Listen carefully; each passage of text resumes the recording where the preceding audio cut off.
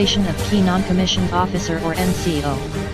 4DTS installed a new First Sergeant in the person of Technical Sergeant J.G. Corpus 803708 Adjutant General Services, Philippine Army, Vice Staff Sergeant Romeo L. Pignamitan 799610 Infantry, Philippine Army, in a simple yet meaningful ceremony on June 9, 2016 at the school headquarters.